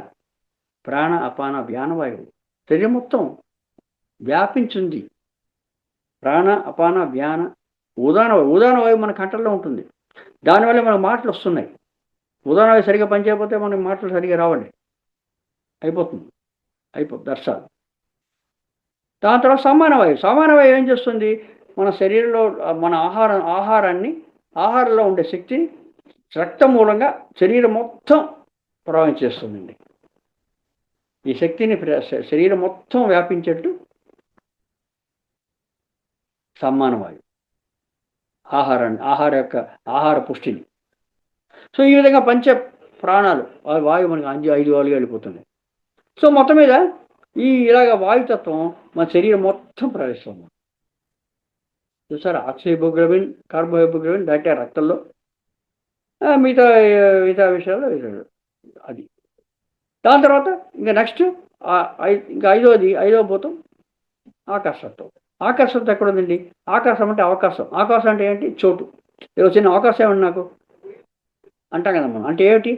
ఖాళీ. అవకాశం అంటే చోటు. ఆకాశం అంటే ఏంటి? మనం శూన్యం అంటాం. శూన్యం అంటే ఏంటండి? పైకి చూస్తాం, శూన్యం పైన అన్నీ ఉన్నాయి కదా, అక్కడ విశ్వం మొత్తం ఆకాశంలోనే ఉంది కదా. ఇప్పుడు శూన్యం అంటే ఏంటి? దాని అర్థం ఏంటంటే ఎన్ని వస్తువులు పెట్టినా, ఎన్ని పెట్టినా కూడా ఇంకా పెట్టడానికి ఖాళీ చోటు ఉంటుంది. అంటే అనంతమైన ఖాళీ చోటు ఉందని శూన్యం అన్నాం. అంతే, ఏవి లేదని కాదండి అలా అనుకున్నారు. కాదు, అన్ని దానిలోనే ఉన్నాయి. అసలు భూమి మీద అలా ఉంది, అసలు మనమే దానిలో ఉన్నాం, మనమే ఆకాశత్వంలో ఉన్నాం. ఇప్పుడు ఇక్కడ కూర్చున్నప్పుడు ఇది చైర్లో కూర్చున్నాను, చైర్లో కూర్చొని ఖాళీ ప్రదేశం కావాలి కదా, ఆకాశత్వం. లేకపోతే ఎక్కడ కూర్చుంటాం? ఆ విధంగా మన శరీరంలో ఆకాశత్వం ఎక్కడుంది అంటే మాస్టర్స్ పంచభూతత్వాలు అంతా నిండి ఉంటాయని చెప్పాను నేను. ఓకే, ఒక చిన్న ఉదాహరణ చేసుకుందాం. మన శరీరం ఇలా మణికట్టుని ఇలా తిప్పుతున్నానండి, ఈ చెయ్యి ఇలా మడిచానండి. ఓకే, ఎక్కడ ఉంది ఈ ఆకాశత్వం అంటే ఈ ఎముకకి మధ్యన చిన్న ఎయిర్ గ్యాప్, ఖాళీ ప్రదేశం ఉంది. అందువల్లనే ఈ చేయి మడుస్తుంది. ఇలా మడికట్టు తిప్పుతున్నా అంటే ఈ చిన్న నరాలకి, దాని తర్వాత ఎముకలకి మధ్యన చిన్న ఖాళీ ప్రదేశాలు ఉన్నాయి. అందుకోసమే ఇలా వంగుతున్నాను. వెన్నెముకకు పూసకి మధ్యన ఖాళీ ప్రదేశం ఉంది కాబట్టి వంగుతున్నాను. మెడలు తిప్పుతున్నాను. ఇలా తిప్పుతున్నా అంటే మెడ నరాలకి, మెడ ఎముకలకి మధ్యన చిన్న ఖాళీ ప్రదేశం ఉంది, అందుకోసం తిప్పగలుగుతున్నాను. ఆ ఖాళీ ప్రదేశం లేకపోతే అంతే ఇలా ఉండిపోతుంది. మళ్ళీ ఇలా పొరవబట్ట తిరగాల్సిందే. అలాగే తిరుగుతున్నాను. లేదా ఎవరైనా చచ్చిపోయాడు అనుకోండి, చచ్చిపోయి ఒక 4 or 5 hours అయిపోయిన తర్వాత చెయ్యి మడవని చూద్దాం, నీళ్ళుకుపోయి ఉంటుంది, మడవలేము. ఎందుకు మడవలేము? పంచభూతత్వాలు ఉండే ఆకాశత్వం ఆకాశంలో కలిసిపోయింది, అంతే. ఆకాశత్వాలు కలిసిపోయింది, ఈ గ్యాప్ పోయింది, అందుకోసం మడవలేము. గట్టిగా మీరు జబర్దస్త్గా మడిచంటే ఎముక విరిగిపోతుంది, చెయ్యి విరిగిపోతుందేమో, కానీ మామూలుగా మడవదు. ఆ విధంగా ఆకాశత్వం మన శరీరం మొత్తం ఉందండి. ఈ నారం ఉంది ఇక్కడ, ఈ నారం ఇక్కడ ఉందంటే దానికి ఖాళీ ప్రదేశం కావాలి కదా, లేకపోతే ఎలా ఉంటుంది? ఈ నార పక్కన ఇంకో నారం ఉంది, దానికి ఖాళీ ప్రదేశం కావాలి కదా. అలా ఆకాశత్వం మొత్తం మన శరీరం మొత్తం ఉందండి. చూసారా మాస్టర్స్? ఈ విధంగా పంచభూత తత్వాలు మన శరీరంలో ఫుల్గా ఉన్నాయి. రైట్, బాగా ఉంది. సో మన ఎందుకు ఇవన్నీ తెలుసుకుంటున్నామండి? మన ఏబిసిడి సూత్రం తెలుసుకోవాలండి మనం, మన లోపల ఉండే. సో మనలో ప్రయాణం చేసి తెలుసుకోవాలనుకున్నాం. అందుకోసం ఇవన్నీ ఎక్కడున్నాయి తత్వాలను తెలుసుకున్నాం. ఇప్పుడు ప్రయాణం చేయాలి, ప్రయాణం చేసి తెలుసుకోవాలి. రైట్. భూమి తత్వం, ఎముకలు, మాంసము, కండరాలు, నరాలు, ఇవన్నీ చర్మం, ఇవంతా భూమితత్వం. ఈ భూమితత్వం ఎలాగ పెరుగుతోంది, ఎలాగ క్షీణిస్తోంది, ఎలాగ మారుతోంది అనే విషయాన్ని మనసుతో గ్రహించలేమండి. ఓ చూసారా, ఎముక కొంచెం పెరిగింది, ఎముక తగ్గింది, ఇక్కడ కండ పెరిగింది, ఓ కండ తగ్గిపోయింది, ఎలా తెలుసుకుంటా? చాలా కష్టం కదా. అంటే మనం మనసుతో తెలుసుకోలేము, మనసు ఎరుకతోటి లేదు, తెలుసుకోలేదు. అందుకోసం భూమితత్వాన్ని పక్కన పెట్టాం. అన్నీ కలిసే ఉంటాయి మాస్టర్స్, గుర్తుపెట్టుకోవాలి. అన్ని పంచభూతత్వాలు అన్నీ కలిసే ఉంటాయి, భూమితత్వాన్ని పక్కన పెట్టాం. ఓకే. దాని తర్వాత నీటి తత్వం, రక్తము, లాలాజలము, మూత్రము, కన్నీరు, అన్నీ అన్నీ అన్నీ ఉన్నాయి. రక్తం ఇక్కడ ప్రవహిస్తుంది, అలా ప్రవహిస్తుంది, ఇంత ఎక్కువైంది, ఇంత తక్కువైంది, కన్నీళ్ళు వచ్చేస్తున్నాయి, మూత్రం ఎంత వచ్చింది, నిండిపోతుంది. ఎలాగ మనం మనసుతోటి మనం గ్రహించగలమండి? మనసుతో గ్రహించలేం. ఉంది, లేని చెప్పట్లేదు, ఉంది, కానీ మనసుతోటి మనం గ్రహించలేము, దాన్ని అనుభూతి పొందలేం ఇలా ఉందని. అలా అనుభూతి పొందితే కదా దాని గురించి తెలుసుకోవడానికి అవుతుంది. అందువల్ల నీటి తత్వాన్ని మనం పక్కన పెట్టేస్తాం. దాంతో నిప్పు తత్వం, ఓకే, లోపలికి వెళ్ళినామంటే జీర్ణం అవుతుంది. ఇడ్లీ సాంబార్ తిన్నామంటే చూడు ఇడ్లీ జీర్ణం అవుతుంది, సాంబార్ జీర్ణం అవుతుంది, రెండు కలిపి జీర్ణం అవుతున్నాయి. ఎలాగైనా మనసులో మనం గ్రహించగలమా ఈ జీర్ణక్రియ ఎలా జరుగుతుందని? జరిగి దాని తర్వాత ఉష్ణతత్వంగా మారుతోంది, ఎక్కడ తెలుసుకుంటామండి? మనసుతోటి మనం గ్రహించగలమా అసలు ఈ విషయాన్ని? ఆటోమేటిక్గా జరిగిపోతున్నాయి ఇవన్నీ. అందువల్ల ఉష్ణతత్వం, నిప్పుతత్వాన్ని, అగ్నితత్వాన్ని మనం పక్కన పెట్టేస్తాం. ఇంకా ఆకాశతత్వం, ఓకే, ఆకాశం అంటే ఏంటి? ఖాళీ ప్రదేశం. శరీరం మొత్తం ఉందని చెప్పాం, ఏదో చోట్ల జాయింట్లు గీంట్లు అంటాను. ఈ చేతికి మధ్యనే ఇంత ఖాళీ ప్రదేశం ఉందండియా, ఈ నరాల మధ్య ఇంత ఖాళీ ప్రదేశం ఉంది. అసలు మనం ఏమైనా అనుకోగలమా, తెలుసుకోగలమా, మనసుతోటి గ్రహించగలమా? ఇంపాసిబుల్, గ్రహించలేము. తగ్గిపోయిందంటే అయ్యో తగ్గిపోయింది ఏడుస్తాం, కానీ ఎముక అరిగిపోయింది, ఎముకలు అరిగిపోయాయంటే ఎముక అరిగిపోతే ఏమవుతుందండి? ఎముక అరిగిపోతే ఏమైంది? ఆ గ్యాప్ తగ్గిపోయింది, అంతే కదా. ఒక ఊడ్చుకుపోతుంది. లేదా ఎముకలు పెరిగాయి అనుకోండి, అప్పుడు గ్యాప్ తగ్గిపోతుంది కదా. అప్పుడు ఎముక ఊడ్చుకుంటాయి. ఎముక మధ్యన ఎముక నడిచి గ్యాప్ ఒరుసుకుని గ్యాప్ తగ్గిపోతే నొప్పిట్టేస్తుంది. అలా కాకుండా ఎముక పెరిగి గ్యాప్ తగ్గితే ఎముక ఒరుసుకుని నొప్పిట్టేస్తుంది.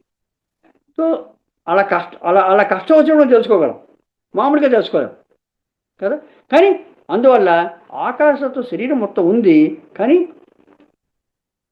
ఎలాగా జరుగుతుంది, ఎలా వస్తుంది, ఎలా పోతుంది అనే విషయాన్ని మనం మనసుతో గ్రహించలేమండి. అందువల్ల ఆకాశతత్వాన్ని పక్కన పెట్టేస్తాం. ఇంకా మిగిలిపోయింది ఏంటండి? గాలితత్వం. గాలితత్వం, ఓకే, మనం గాలి పీలుస్తున్నాం, ఊరిపెడుతున్నాం, గ్రహించగలమా లేదా మనసుతోటి? చూసారా, గ్యారంటీగా మనం మనసు గ్రహించగలం. అందువల్ల మనము శ్వాసని పట్టుకుందామండి. పంచభూతత్వాలు అన్నీ కలిసే ఉంటాయని చెప్పాను. మిగతా 4 తత్వాన్ని, భూమి తత్వాన్ని, నీటి తత్వాన్ని, నిప్పు తత్వాన్ని, ఆకాశతత్వాన్ని నేను గ్రహించలేకపోతున్నాను. కానీ గాలి తత్వాన్ని నేను పిలుస్తున్నాను, ఓడిపెడుతున్నాను, నేను మనసుతో గ్రహించగలను. ఊపిరట్టలేదు, చెప్తున్నావా లేదా? రక్తం సరిగా ప్రవహించలేదు, చెప్తున్నావా లేదా?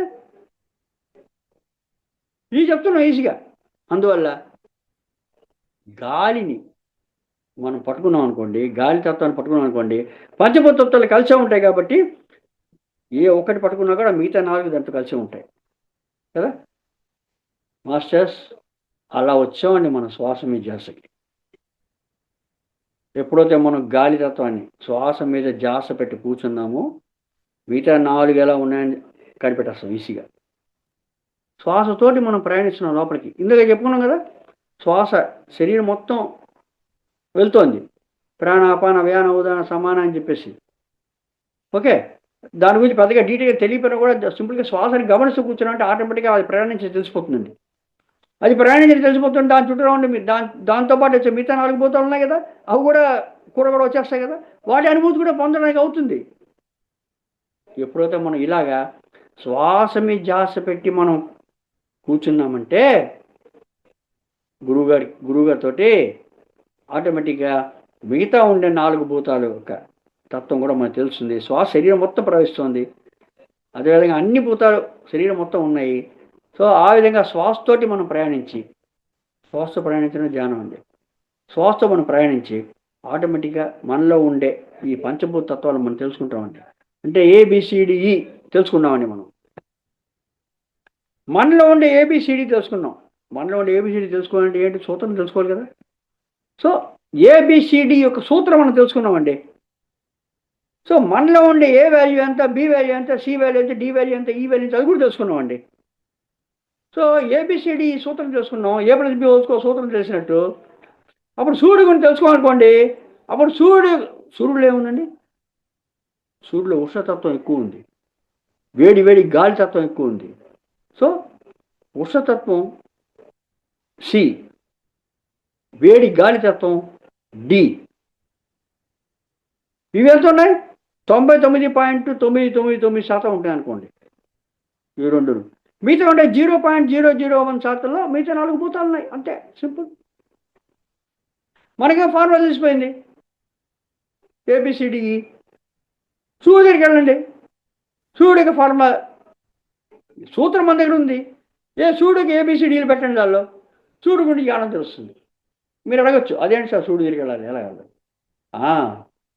అదే మాస్టర్స్ మనం తెలుసుకోవాల్సింది ఏమిటంటే, ఎప్పుడైతే మనం ధ్యానం చేస్తామో, ధ్యానంలో కూర్చుంటామో, శ్వాస మీద ధ్యాస పెట్టి మనసుని ఏ విధమైన ఆలోచన లేకుండా మనసుని శాంతపరిచి ఎప్పుడైతే మనం శ్వాస మీద ధ్యాస పెట్టి కూర్చుంటామో ఆటోమేటిక్గా మనలో ఉండే ABCD ఫార్ములాలు మనం తెలుసుకున్న తర్వాత విశ్వశక్తిని మనం ఎక్కువ గ్రహిస్తాం.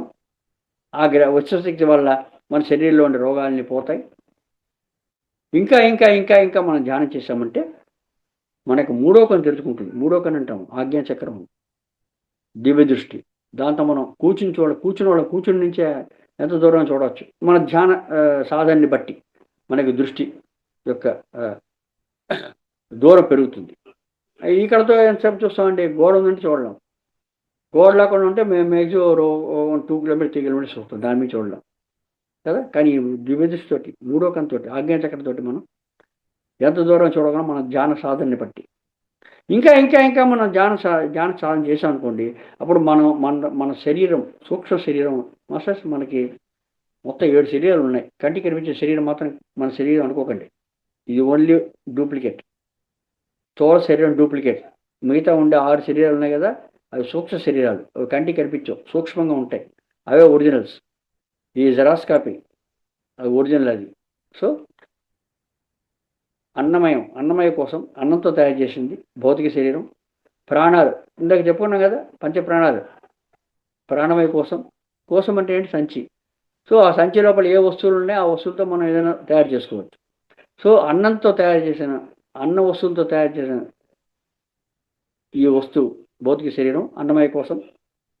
ప్రాణాలతో తయారు చేసిన వస్తువు ప్రాణమయ కోసం అంటే 2వ శరీరం. మనస్సు యొక్క విషయాలన్నీ కలిపి ఒక సంచిలో వేసామంటే దాంతో తయారు చేసింది మనోమయ కోసం. అదే బుద్ధికి సంబంధించిన విజ్ఞానమయ కోసం, ఆత్మకు సంబంధించిన ఆనందమయ కోసం, విశ్వాసం సంబంధించిన అంతర్జ్ఞానాన్ని ఒక సంచిలో వేసామంటే విశ్వమయ కోసం, అదే ఆ ముక్తి విషయానికి వస్తే నిర్వాణమయ కోసం. ఇన్ని ఉన్నాయి మనకి. దీనిలో మన 3వ ఇది అన్నమయ కోసం, ప్రాణమయ కోసం, మనోమయ కోసం. ఈ మనోమయ కోసమే సూక్ష్మ శరీరం అంటాం మనం, యాస్ట్రల్ బాడీ అంటాం. ఇదే మన విశ్వశక్తిని తీసుకుంటుంది. దానిలో ఉండే నాడులు అవే శక్తిని తీసుకుంటాయి. మన శరీరంలో ఉండే నాడాల్లో రక్తాలు తీసుకున్న శక్తి వస్తుందో అలాగే సూక్ష్మ శరీరంలో ఉండే నాడుల మూలంగా మనకి శక్తి వస్తుంది. ఓకే, శక్తిని గ్రహిస్తుంది అది. ఎప్పుడైతే మనం ధ్యానం చేసి చేసి చేసి చేసి చేసి ఆరోగ్యం పొంది దివ్య దృష్టి వచ్చి ఇంకా ఇంకా ఇంకా చేసామనుకోండి, ఆ మూడో శరీరం మనోమయ శరీరం మన యొక్క బొడ్డులోంచి లేదా మనకి ఆజ్ఞాచక్రం దగ్గర నుంచి బయటికి వస్తుందండి. మన ఎరుకలో ఉండగా మన యొక్క సూక్ష్మ శరీరంతో మన స్థూల శరీరాన్ని మనమే చూసుకోవచ్చండి. చూసారా మాస్టర్స్? ఈ సూక్ష్మ శరీరానికి చావు లేదండి. అదే చెప్తారు కదా, ఈ సూక్ష్మ శరీరం శక్తి ఎవరు ఇస్తారంటే ఆత్మ శరీరం ఇస్తుంది. ఓకే, నాణ్యం చెందంతి శస్త్రాన్ని నాణ్యం దాటి పోవక నిప్పుతో కాల్చడం, శస్త్రాలతోటి కొట్టడం, గాలితోటి ఎండబెట్టడం, దాని తర్వాత నీటితో తడపడం, ఇవంతా ఏమిటి? అది సూక్ష్మ శరీరం. దాని శక్తినిచ్చేది ఆత్మ. ఆత్మ అంటే ఏంటంటే ఆత్మ శక్తి తప్ప ఇంకెళ్ళదు. ఆత్మ శరీరం శక్తి వస్తుంది. మరి మన ధ్యాన సాధన చేస్తూ ఇలా దుర్విదృష్టిలా మరి ఎక్కువ అవుతుందో అలాగే సూక్ష్మ శరీరంతో మనం ఎంత దూరం ప్రయాణం చేయొచ్చండి, ఏ లోకానికి వెళ్ళొచ్చండి. ఇప్పుడు ధ్యానం చేస్తే మనం సూర్యుడు తిరిగి వెళ్ళిపోతామండి సూక్ష్మ శరీరంతో. సూక్ష్మ శరీరం అనుభవం అందరికీ ఉందండి. కళ అంటే ఏమిటనుకున్నారు? అదే. కాకపోతే మన ఎరుకలో లేము, అందువల్ల కళ గుర్తుంటలేదు. కళ వచ్చిన 4 గంటల లోపల మనం లేచామంటే మనకు అక్కడ గుర్తుంటుంది. రాత్రి 12 గంటలకు వచ్చింది, తెల్లగట 5 గంటలకు లేచామనుకోండి, అక్కడ కళ గుర్తుండదు. చూసారా? సో ఎరుకలో లేనప్పుడు మనకి అన్ని కళ్ళు జరుగుతున్నాయి. అది ఆటోమేటిక్గా మనకి కొన్ని గుర్తుంటాయి, కొన్ని గుర్తుంటలేదు. ఆ మొత్తం మీద కళలో వచ్చే అనుభవం, స్వప్న అనుభవం అనేది సూక్ష్మ శరీరంతో వచ్చేది. సో ఎరుకుతో కూర్చొని మనం ధ్యానం చేసామనుకోండి, అప్పుడు కూడా సూక్ష్మ శరీరం బయటకు వస్తుంది. మనం చేసిన ధ్యాన సాధనని బట్టి ఆ సూక్ష్మ శరీరం ఎన్ని లోకాలకు వెళ్ళగలదో, సూర్యుడు దగ్గరికి వెళ్ళగలదు. అదే అవ్వదు. ఎరుకుతో ఉన్నాం, స్వప్నంలో ఎరుకుతో లేము, అందువల్ల గుర్తుంటలేదు. ఎరుకుతో ఉన్నాం, సూక్ష్మంతో బయట ప్రయాణం చేస్తున్నాం, అన్నీ గుర్తుంటాయి. ఆ విధంగా సూర్యుడు దగ్గరికి వెళ్తాం. ఏబిసిడి సూత్రం మందికి తెలుసు. సూర్యుడికి ఏబిసిడీలు దాని యొక్క వాల్యూస్ దాన్ని పెడతాం. సూర్యుడు గురించి జ్ఞానం, చంద్రుడి గురించి జ్ఞానం, శుక్రుడి గురించి జ్ఞానం, శరీరం గురించి జ్ఞానం. ఎక్కడికి వెళ్ళాలో అక్కడికి మన ఇష్టం అండి, మన ఇష్టం. ఎక్కడికైనా విశ్వలో ఎక్కడికైనా వెళ్ళిపోతాం. మన సాధనని బట్టి సూక్ష్మ శరీరానికి శక్తి వస్తుంది. ఆ విధంగా శ్వాసని గురువుగా పెట్టుకుని మనం సాధన చేసామంటే విశ్వం లోపల ఏ చోటకైనా వెళ్ళి దేని గురించి మనం తెలుసుకోవచ్చు. విశ్వం యొక్క జ్ఞానం మన లభిస్తుంది. సో శ్వాస గురువుకి విశ్వజ్ఞానం ఉంది. 3వ లక్షణం, 3వ గుణం. ఓకే, ఇంకా 4వది ఏమిటండి? నా యొక్క మాతృభాషలో నాకు జ్ఞానం అందివ్వబడాలి.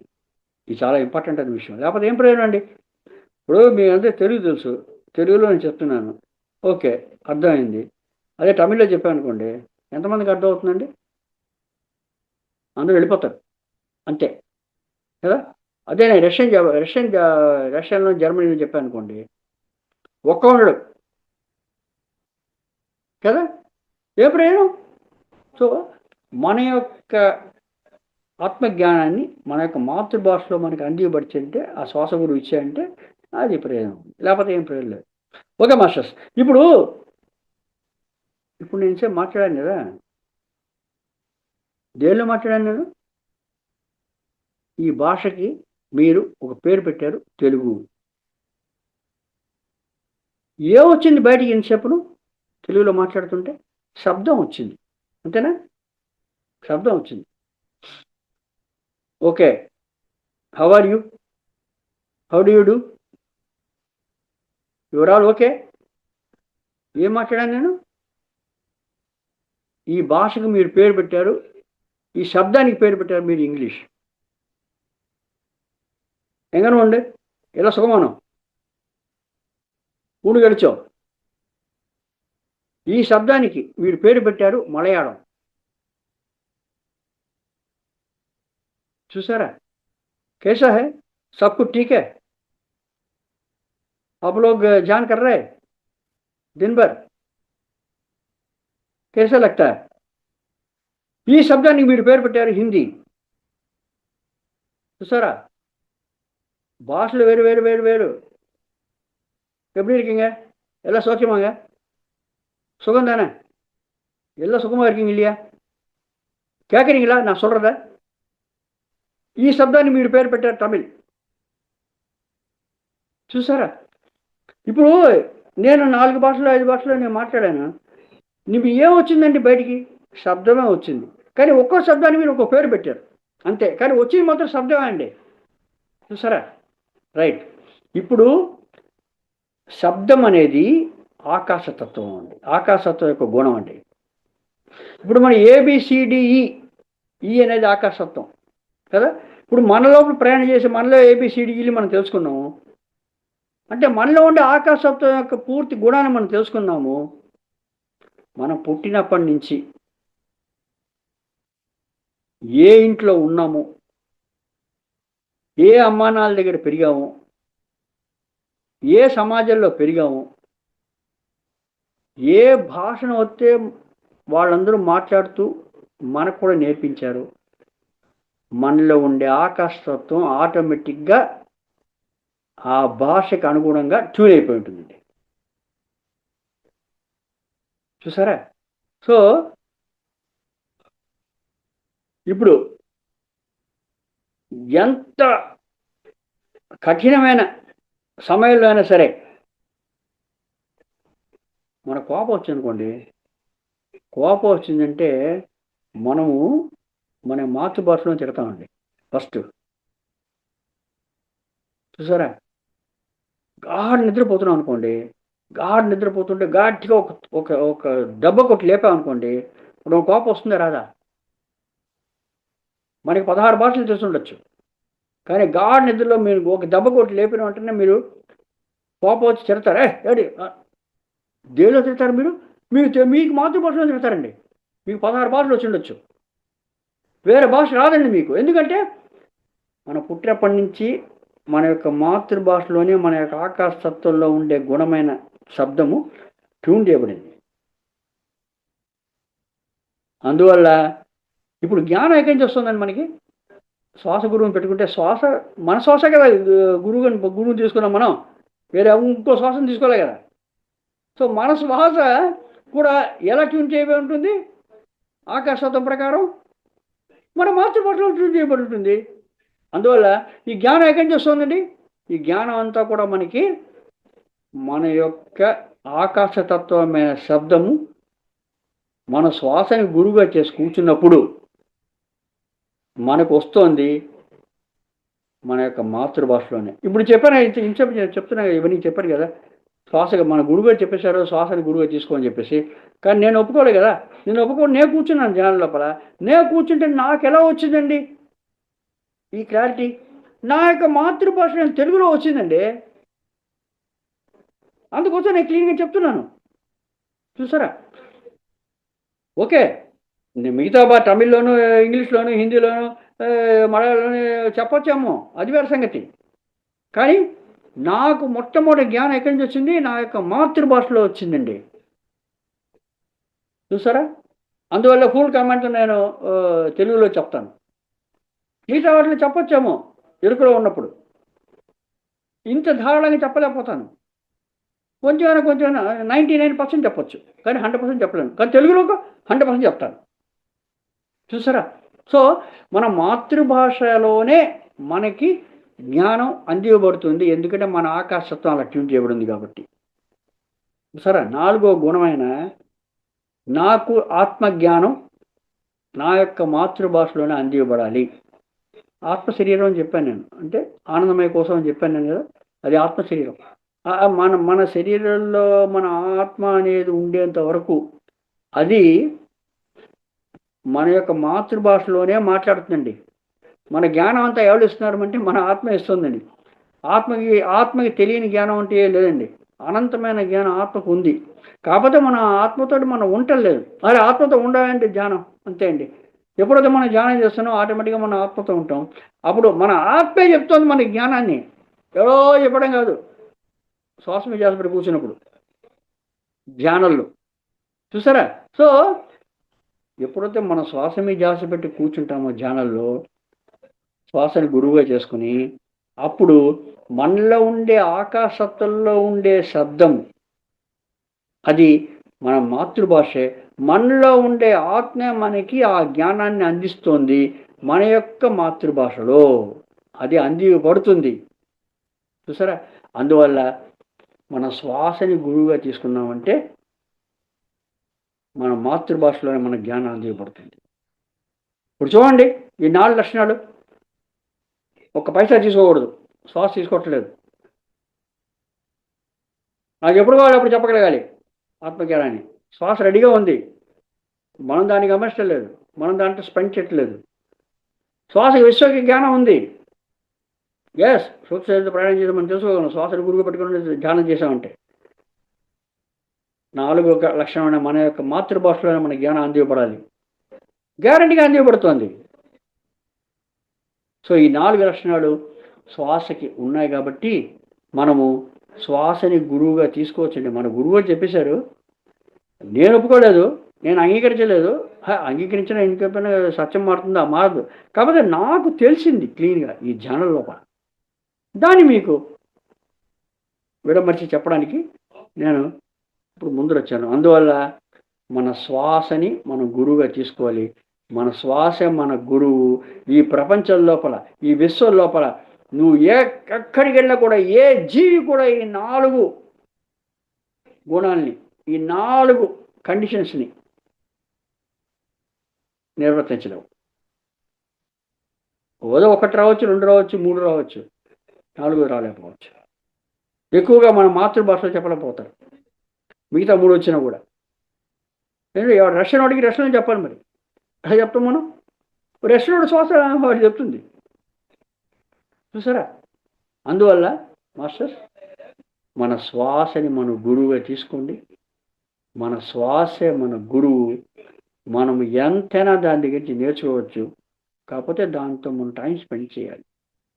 కొంత సమయం దాంతో టైం స్పెండ్ చేస్తే అది మనకి ఎంతైనా చెప్తుంది. Okay masters? సో అందువల్లనే మన శ్వాసే మన గురువు. దానికి మించిన గురువు ఆధ్యాత్మికల్లో, భౌతికలో ఉండొచ్చు, ఏవో చెప్పచ్చు, కానీ ఆధ్యాత్మికమైన విషయాలు మనకి చెప్పాలంటే మన శ్వాసనే మన గురువుగా తీసుకోవాలి. మాస్టర్ చాలామంది సైంటిస్టులు ఉన్నారు కదా, న్యూటన్ వాళ్ళంతా. వాళ్ళకంతా అలా తెలుసు అనుకుంటున్నారు. వాళ్ళకంతా కూడా ఆత్మజ్ఞానం అలాగే వచ్చిందండి. వాళ్ళ మాతృభాషలోనే వచ్చింది.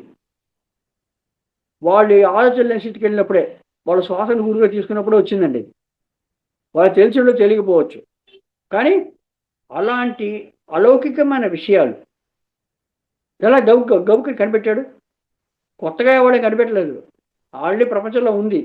కాకపోతే ఆ ప్రపంచంలో ఉన్న విషయాన్ని గ్రహించగలిగే శక్తి, దాన్ని అండర్స్టాండ్ చేసుకునే శక్తి శ్వాస గురువుగా చేసినప్పుడు వచ్చిందండి. వాళ్ళు చెప్పలేకపోవచ్చు ఈ విషయాన్ని, తెలియకపోవచ్చు, తెలిసా తెలియకుండా జరిగింది. మాస్టర్స్, మనం విశ్వజ్ఞానాన్ని మనం తీసుకోవాలంటే మన శ్వాసని గురువుగా చేసుకుంటే చాలా చాలా చాలా చాలా తొందరగా మనం చేసుకోగలం.